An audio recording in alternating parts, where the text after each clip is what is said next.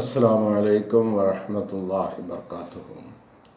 أشهد أن لا إله إلا الله وحده لا شريك له وأشهد أن محمدا عبده ورسوله.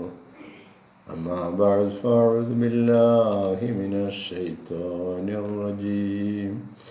بسم الله الرحمن الرحيم.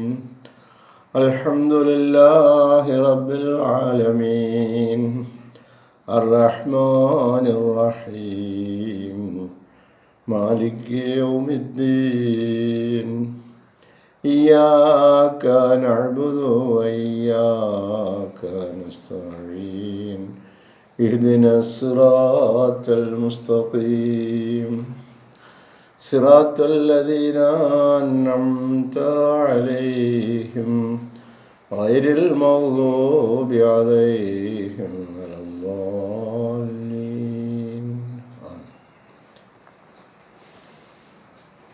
സ്നേഹബഹുമാനമുള്ള സഹോദരങ്ങളെ,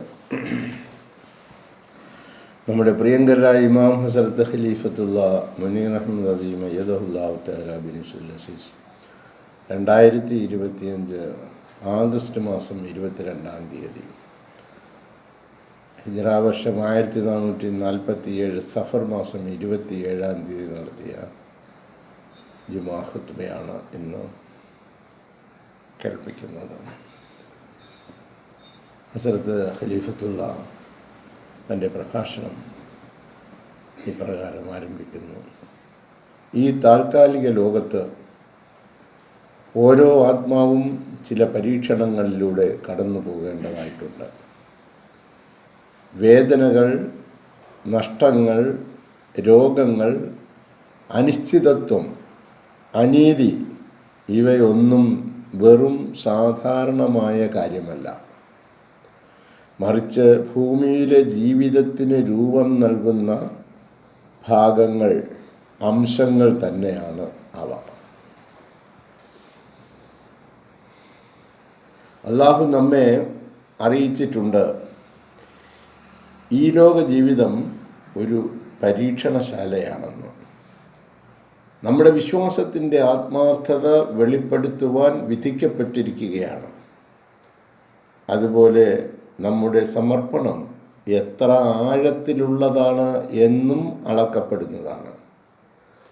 ഒരു യഥാർത്ഥ വിശ്വാസിയും സ്വർഗീയ സുഖസൗകര്യങ്ങൾ തേടൽ കൊണ്ട് മാത്രം അവൻ സംതൃപ്തനാവുകയില്ല. മറിച്ച് അവൻ അല്ലാഹുവുമായി എത്രത്തോളം ചേർന്ന് നിൽക്കുവാൻ കഴിയും എന്നതിനുള്ള കഠിന പരിശ്രമത്തിലായിരിക്കുന്നതാണ്.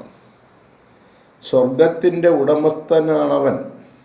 വിശുദ്ധ ഖുർആനിൽ അല്ലാഹു തആല പറയുന്നു, കുറഞ്ഞ ഭയവും വിശപ്പും കൊണ്ടും ആളുകളിലും സ്വത്തുക്കളിലും ഫലങ്ങളിലും കുറവ് വരുത്തിക്കൊണ്ടും തീർച്ചയായും നാം നിങ്ങളെ പരീക്ഷിക്കുക തന്നെ ചെയ്യും. അപ്പോൾ ഭയം ജീവിതത്തിലുണ്ടാകാം, വിശപ്പുണ്ടാകാം, നമ്മുടെ ഏറ്റവും അടുത്ത ആളുകൾ, ധനങ്ങൾ, നമ്മൾ കൃഷി ചെയ്യുന്ന ഫലങ്ങൾ, ഇവയിലൊക്കെ നഷ്ടം, കുറവ് വരുത്തിക്കൊണ്ടും തീർച്ചയായും നാം നിങ്ങളെ പരീക്ഷിക്കുക തന്നെ ചെയ്യും. ക്ഷമാശാലികളെ സന്തോഷ വാർത്ത അറിയിക്കുക. മുസ്ലിം എന്നതുകൊണ്ട് അർത്ഥമാക്കുന്നത് അള്ളാഹുവിൻ്റെ ഇച്ഛയ്ക്ക് സമ്പൂർണമായി കീഴടങ്ങുക എന്നതാണ്. ഇത് വെറും ഒരു മതപരമായ അംഗീകാരം മാത്രമല്ല, മറിച്ച് ഒരുവൻ തൻ്റെ നിത്യജീവിതത്തിൽ പിന്തുടരേണ്ടുന്ന അംഗവിന്യാസങ്ങളാണ്. അവൻ്റെ എല്ലാ ഉദ്ദേശങ്ങളിലും അവൻ്റെ എല്ലാ പ്രവർത്തനങ്ങളിലും അത് നിഴലിക്കേണ്ടതാണ്. ഈ സമർപ്പണം, കീഴടങ്ങൽ തൻ്റെ മുഴു ജീവിതത്തിലും ഊറിച്ചെല്ലേണ്ടതാണ്. അവൻ തീർച്ചയായും ഇപ്രകാരമായിരിക്കണം. ആത്മാവ് അത് അംഗീകരിക്കണം, അള്ളാഹുവിൻ്റേതാണ് എന്ന്. അതിൻ്റെ സൃഷ്ടാവാണ് അള്ളാഹു. എല്ലാം അവൻ്റേതാണ്. അത് സന്തോഷമായാലും സങ്കടമായാലും അത് വരുന്നത് അള്ളാഹുവിൽ നിന്നാണ് എന്ന് സമ്മതിക്കണം. സൂറ അൽ അൻആമിൽ 6-ാം അധ്യായം 163-ാം വചനത്തിൽ അള്ളാഹു പറയുക, എൻ്റെ നമസ്കാരവും എൻ്റെ ആരാധനാ കർമ്മങ്ങളും എൻ്റെ ജീവിതവും എൻ്റെ മരണവും ലോകനാഥനായ അള്ളാഹുവിന് വേണ്ടിയാകുന്നു. ഒരു വിശ്വാസിയും ദൈവിക കൽപ്പനകൾക്ക് എതിരായി നിൽക്കുവാൻ പാടില്ല. സർവാത്മന അവൾ അത് അംഗീകരിക്കണം. അവർ ഓരോരുത്തരും ആഴത്തിൽ മനസ്സിലാക്കണം. അവരിൽ വരുന്ന ഓരോ പരീക്ഷണങ്ങളിലും അതിൻ്റെ പിന്നിൽ മറഞ്ഞു കിടക്കുന്ന ബുദ്ധികേന്ദ്രം പ്രവർത്തിക്കുന്നു എന്ന്. അതുപോലെ തന്നെ പ്രസ്തുത പരീക്ഷണം ഒരു ശുദ്ധീകരിക്കലാണ്. അതുപോലെ തന്നെ അള്ളാഹുവുമായി കൂടുതൽ അടുക്കുവാനുള്ള ഒരവസരവുമാണ്. ക്ഷമ ദൃഢവിശ്വാസത്തിൻ്റെ സ്തംഭങ്ങളിൽ ഒന്നാണ്. നാം മനസ്സിലാക്കിയതുപോലെ വിശ്വാസത്തിൻ്റെ പഞ്ചസ്തംഭങ്ങളിൽ പെട്ടതല്ല ക്ഷമ. എന്നാൽ ക്ഷമ ഒരു വിശ്വാസിയുടെ ജീവിതത്തിലെ എല്ലാ വഴിത്തിരിവിലും ഉണ്ടായിരിക്കും. കാരണം ക്ഷമയില്ലാതെ അവന് പരീക്ഷണത്തിൽ വിജയിക്കുവാൻ സാധ്യമല്ല. പ്രസ്തുത പരീക്ഷണം വരുന്നത് അള്ളാഹുവിൽ നിന്നാണ്. നിലനിൽക്കുന്ന ഒരു പരീക്ഷണത്തിൽ ക്ഷമ അത് തികച്ചും അടങ്ങിയിരിക്കുന്ന ഒന്നല്ല. എന്നാൽ പരീക്ഷണത്തെ നേരിടുന്ന ആൾ ഉറച്ചു നിൽക്കണം, അന്തസ്സായി നിലകൊള്ളണം, അള്ളാഹുവിനോട് വിശ്വസ്തത പുലർത്തണം. പ്രസ്തുത പരീക്ഷണത്തിൽ കൊടുങ്കാറ്റ് ആഞ്ഞു വീശിയാലും ശരി, പരിശുദ്ധ പ്രവാചകൻ സല്ലല്ലാഹു അലൈഹി വസല്ലം പറഞ്ഞു, ഏത് നിലവിലുള്ള അതിക്ഷീണമായാലും രോഗമായാലും ആകുലതയായാലും ദുഃഖമായാലും വേദനയായാലും അഥവാ തീവ്ര ദുഃഖവുമായാലും ശരി, ഒരു മുസ്ലിം അത് ക്ഷമിക്കുകയാണെങ്കിൽ, അത് വേദന ഉളവാക്കുന്ന ഒരു ചെറിയ മുള്ളായാലും ശരി, അല്ലാഹു തആല തീർച്ചയായും അവൻ്റെ കുറേ പാപങ്ങൾക്ക് അതിലൂടെ നിവർത്തി ഉണ്ടാക്കുന്നതാണ്. ഇപ്പോൾ രോഗത്തെ സംബന്ധിച്ച് നമ്മൾ അതൊരു ശാപമായി കണക്കാക്കേണ്ട, നമ്മുടെ പാപങ്ങൾ ദൂരീകരിക്കപ്പെടുന്നതിന് വേണ്ടിയുള്ള അല്ലാഹു തആല നടപ്പിലാക്കുന്ന ഒരു കാര്യം കൂടി അതിലടങ്ങിക്കിടക്കുന്നു എന്ന് നമ്മൾ മനസ്സിലാക്കേണ്ടതാണ്. ക്ഷമ ഒരാന്തരിക പ്രകാശമാണ്. അത് ഒരു വിശ്വാസിയുടെ പാത പ്രകാശമാനമാക്കുന്നതാണ്. പരീക്ഷണങ്ങളുടെ അന്ധകാരങ്ങളിൽ അകപ്പെടുമ്പോൾ അത് ആത്മീയ പക്വതയുടെ അടയാളമാണ്. ദൈവിക ബൗദ്ധിക തീരുമാനത്തിലുള്ള ഭരമേൽപ്പിക്കലാണ്. അള്ളാഹുവിനോടുള്ള നിഷ്കളങ്ക പ്രേമമാണത്. ക്ഷമ എല്ലാ നിലയിലും അള്ളാഹുവുമായി ചേർന്ന് നിൽക്കുന്നതിനുള്ള ഒരു അവസ്ഥയാണ്. കഴിഞ്ഞ ആഴ്ച ഞാൻ പറഞ്ഞതുപോലെ നാം ക്ഷമയെക്കുറിച്ച് സംസാരിക്കുമ്പോൾ നാം അള്ളാഹുവിൽ ഭരമേൽപ്പിക്കൽ സംബന്ധമായും സംസാരിക്കേണ്ടി വരും. തങ്ങളാൽ കഴിയുന്ന എല്ലാ അത്യാവശ്യ കാര്യങ്ങളും നിർവഹിച്ച ശേഷം അള്ളാഹുവിൽ തൻ്റെ വിധിക്കായി ഭരമേൽപ്പിക്കലാണ് തവക്കുൽ. ഇത് സജീവമായ വിശ്വാസ രീതിയാണ്. ഒരു വിശ്വാസി ഉത്തരവാദിത്വത്തോടെ പ്രവർത്തിക്കുന്നു. അതോടൊപ്പം അവനറിയാം ഇതിൻ്റെ പ്രതിഫലം പരിപൂർണമായും അള്ളാഹുവിൽ മാത്രം നിക്ഷിപ്തമാണ് എന്ന്. അള്ളാഹു തആല വിശുദ്ധ ഖുർആനിൽ പറഞ്ഞതുപോലെ അത്വലാഖിൽ 65-ാം അധ്യായം 4-ാം വചനത്തിൽ അള്ളാഹു തആല പറയുന്നു, വിചാരിക്കണ തരത്തിൽ അവന് അള്ളാഹു ഭക്ഷണം കൊടുക്കുകയും വിചാരിക്കാത്ത തരത്തിൽ അവന് അള്ളാഹു ഭക്ഷണം കൊടുക്കുകയും ചെയ്യും. ആരെങ്കിലും അള്ളാഹുവിൻ്റെ മേൽ ഭരമേൽപ്പിക്കുകയാണെങ്കിൽ അവൻ അള്ളാഹു മതി, അള്ളാഹു തൻ്റെ കാര്യം നടപ്പിൽ വരുത്തുക തന്നെ ചെയ്യും.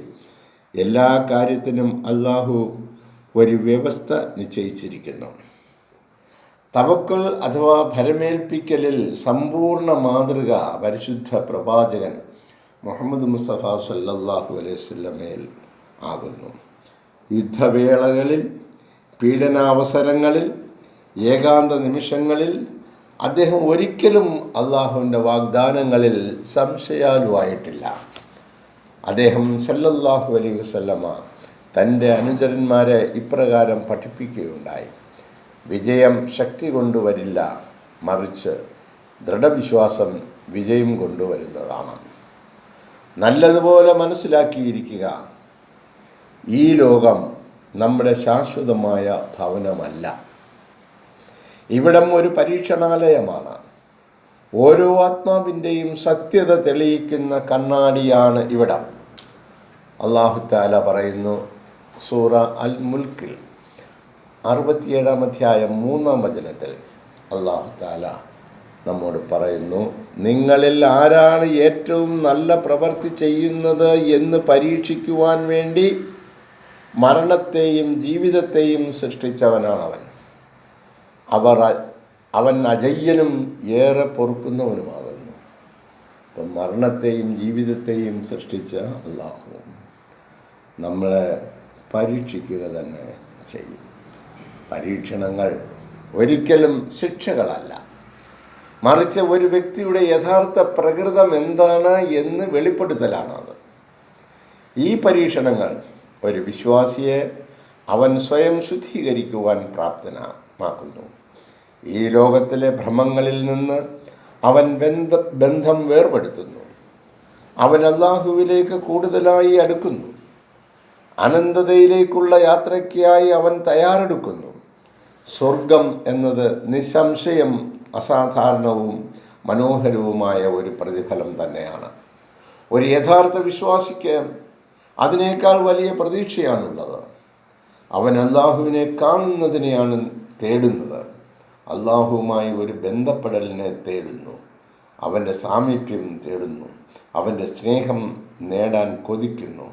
പരിശുദ്ധ പ്രവാചകൻ മുഹമ്മദ് മുസ്തഫ സല്ലല്ലാഹു അലൈഹി വസല്ലം പറഞ്ഞു, സ്വർഗവാസികൾ സ്വർഗത്തിൽ പ്രവേശിക്കുമ്പോൾ അല്ലാഹു തആല അവരോട് പറയും, ഇതിനേക്കാൾ എന്തെങ്കിലും നല്ലത് നിങ്ങൾ എന്നിൽ നിന്നും പ്രതീക്ഷിക്കുന്നുണ്ടോ? അവർ പറയും, സ്വർഗത്തിൽ പ്രവേശിച്ചവർ പറയും, ഞങ്ങളുടെ മുഖങ്ങളെ അങ്ങ് പ്രകാശമാനമാക്കിയിരിക്കുന്നുവല്ലോ, അങ്ങ് ഞങ്ങളെ സ്വർഗപ്രവേശനം നൽകി അനുഗ്രഹിച്ചിരിക്കുന്നുവല്ലോ, അങ്ങ് ഞങ്ങളെ നരകത്തിൽ നിന്നും രക്ഷിച്ചിരിക്കുന്നുവല്ലോ. അപ്പോൾ അല്ലാഹു അവൻ്റെ മുഖത്തിൻ്റെ മറ നീക്കുന്നതാണ്. ഇതിനേക്കാൾ പ്രിയകരമായ മറ്റൊന്നും അവർക്ക് നൽകപ്പെടുന്നതല്ല. അപ്പോൾ അല്ലാഹു തആല ദർശനം നൽകുന്ന ഒരവസ്ഥാവിശേഷം സ്വർഗത്തിൽ വെച്ച്. അപ്പോൾ സ്വർഗം കൊണ്ട് സത്യവിശ്വാസികൾ പരിപൂർണ സംതൃപ്തരല്ല, യഥാർത്ഥമായ വിശ്വാസം. ആ സ്വർഗത്തെ സൃഷ്ടിച്ച അല്ലാഹുവിൻ്റെ മുഖാരവിന്ദത്തെ കാണുവാനും സായുജ്യം നേടുവാനും അവർ ആഗ്രഹിക്കുന്നു. മുസ്ലിം റിപ്പോർട്ട് ചെയ്ത ഹദീസ്. ഇൻഷാ അല്ലാഹ് അല്ലാഹു തആല അനുഗ്രഹിക്കുകയാണെങ്കിൽ ഈ പ്രഭാഷണത്തിൻ്റെ ബാക്കി ഭാഗം നമുക്ക് മറ്റ് ജുമകളിൽ ഉണ്ട് മനസ്സിലാക്കാൻ ശ്രമിക്കാവുന്നതാണ്. അല്ലാഹു തആല ഈ നൂറ്റാണ്ടിൽ അല്ലാഹുവിൻ്റെ പ്രതിനിധിയായി മുഹമ്മദ് മുസ്തഫ സല്ലല്ലാഹു അലൈഹി വസല്ലമയുടെ പ്രതിനിധിയായി ഈ ലോകത്തെ നിയോഗിച്ചിരിക്കുന്ന നിയോഗിതനോടൊപ്പം ചേർന്ന് നിന്നുകൊണ്ട് ഇസ്ലാമിൻ്റെ യഥാർത്ഥമായ അധ്യാപനങ്ങൾ ലോകമെങ്ങും വ്യാപിപ്പിക്കുവാനുള്ള പരിശ്രമത്തിൽ ഏർപ്പെടുവാൻ നമ്മെ ഓരോരുത്തരെയും അല്ലാഹു സഹായിക്കട്ടെ. ജസാക്കുമുല്ലാഹു അഹ്സനൽ ജസാ. അസ്സലാമു അലൈക്കും വറഹ്മത്തുള്ളാഹി വബറകാതുഹു.